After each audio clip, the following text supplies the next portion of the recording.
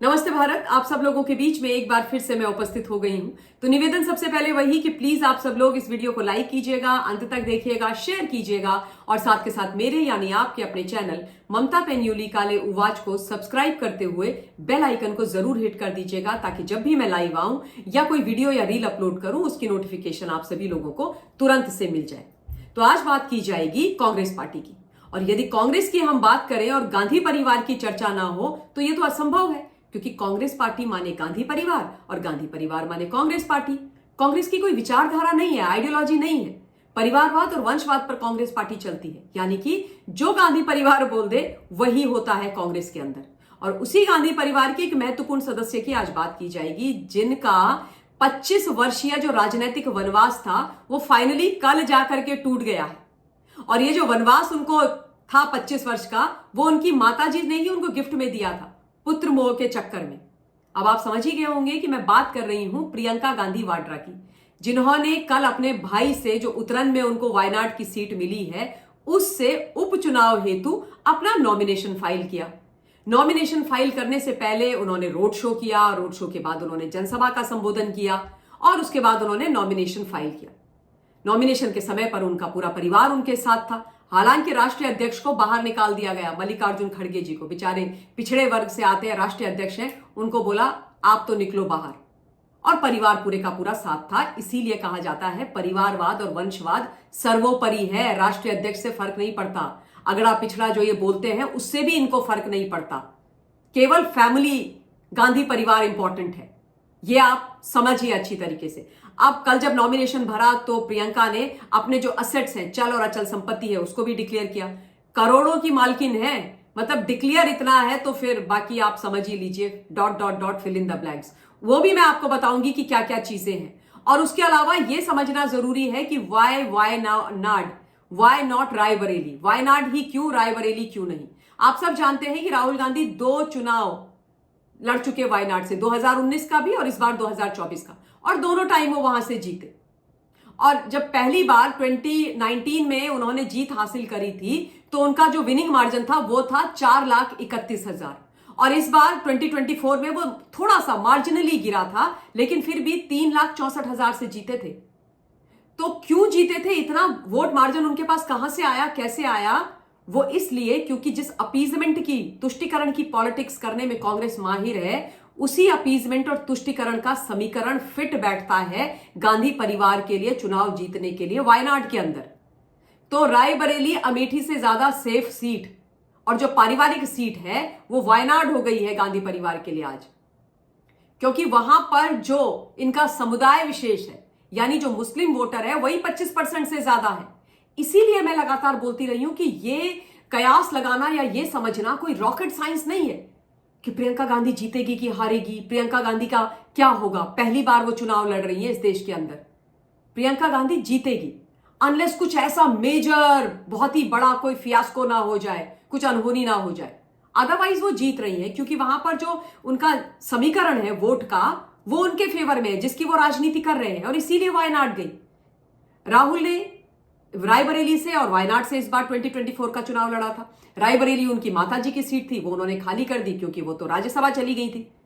तो रायबरेली राहुल ने रिटेन करी, वायनाड छोड़ दी, और उसके बाद अनाउंस किया कि भाई मेरी बहन वायनाड से चुनाव लड़ेंगी। 25 साल के बाद फाइनली अपनी बहन के लिए उन्होंने रास्ता खोला। सोनिया गांधी अग्री करी कि भाई बेटी को भी चुनाव लड़ा दो। 25 साल में कुछ उनको नहीं दिया गया पार्टी के अंदर। इस देश में उन्होंने अभी तक कोई प्रधान का भी चुनाव नहीं लड़ा। लेकिन इंटरेस्टिंग यह भी है कि बिना कोई चुनाव लड़े हुए, बिना किसी संवैधानिक पद पर रहते हुए भी प्रियंका गांधी वाड्रा भारतवर्ष के टैक्स पेयर के पैसों पर वर्षों तक पलती रही। दिल्ली में जो लटियंस है वहां पर उनको आलिशान बड़ा बंगला मिला हुआ रहा, उसमें वो रहती थी रॉबर्ट वाड्रा और अपने बच्चों के साथ, और सारा सिक्योरिटी के नाम पर कि भाई इनको खतरा है, थ्रेट है, उसके नाम पर वहां पर बंगला लेकर के बैठी रही। और जब यह बंगला इनसे खाली करवाया गया तो एकदम हाय तौबा मचा दी कांग्रेस ने भी और गांधी परिवार ने भी, कि कैसे खाली करवा दिया, और ये तो बेचारी, इनके पास तो कुछ है ही नहीं, भाई बहन के पास भर भर के इनके पास माल मसाला है, घर है, बंगले हैं, जमीनें हैं, सब कुछ है। वो भी मैं आप लोगों को बताऊंगी। लेकिन आप ये सोचिए कि सोनिया जी की मतलब क्या चलती थी कांग्रेस के अंदर ही नहीं, देश के अंदर भी। कि प्रियंका गांधी वाड्रा को एकदम राष्ट्रीय पुत्री घोषित कर दिया और उसके बाद बंगला भी दिलवा दिया। यह है भैया राजसी ठाट बाट राजकुमार और राजकुमारी के गांधी परिवार के। अब मैं आपको बताती हूं कि इन्होंने कल क्या क्या एसेट्स अपने डिक्लेयर करे हैं। करने पड़ते हैं ना नॉमिनेशन जब आप भरते हो। तो इन्होंने जो अपनी अचल इमूवेबल जो संपत्ति है वो डिक्लेयर करी है 7,74,00,000 रुपए की, जिसमें 5,63,99,000 का बड़ा बंगला फार्म हाउस हिमाचल प्रदेश में है, जहां ये चली जाती है अपनी माताजी के साथ जब दिल्ली के अंदर पोल्यूशन होता है अरविंद केजरीवाल की कृपा से। और दूसरी 2,10,13,598 रुपए की खेती की जमीन है दिल्ली के पास सुल्तानपुर गांव में, और इस जमीन में उनके जो हिस्सेदार हैं वो उनके भाई राहुल गांधी भी हैं, समझिए आप। और उसके अलावा जो इन्होंने अपनी चल संपत्ति मूवेबल प्रॉपर्टी जिसमें गहने वहने कैश पैसा गाड़ी वाड़ी आ जाती है वो जो डिक्लेयर करी है वो करी है 4,24,00,000 रुपए की, जिसमें 1,15,00,000 का तो इन्होंने सोना डिक्लेयर किया, 29 लाख की चांदी, 8 लाख की गाड़ी जो कहती है मेरे पति ने मुझे गिफ्ट दी, 2,24,00,000 के इनके म्यूचुअल फंड हैं and so on so fourth. List बड़ी लंबी है, ये डिक्लेयर्ड इनका असेट है। बड़े बड़े करोड़ों के घर हैं, बंगले हैं, लेकिन उसके बावजूद भी ये बोला जाता रहा कि हम सरकारी बंगले से अगर हकाल दिए गए तो अब हम कहां जाकर के रहेंगे। और रॉबर्ट वाड्रा तो बड़ा उद्योगपति है ना, रॉबर्ट वाड्रा की भी तो बहुत प्रॉपर्टीज होंगी भाई। वो कहते हैं कि बहुत पैसे वाले परिवार से रॉबर्ट वाड्रा है, तो भाई वो क्यों प्रियंका गांधी वाड्रा के नाम पर सरकारी घर में रह रहे, ससुराल वाले घर में रहे प्रियंका, पति को अपने साथ क्यों रखना है, आप जाके पति के साथ रहो। पर खैर गांधी परिवार है भाई, पूरे देश का दोहन करना उनका अधिकार है, जन्मसिद्ध अधिकार है, सीधी सच्ची बात है, 100 बात की एक बात। अब जब नॉमिनेशन कल हुआ तो उसके ऊपर एक और बड़ी कंट्रोवर्सी हुई।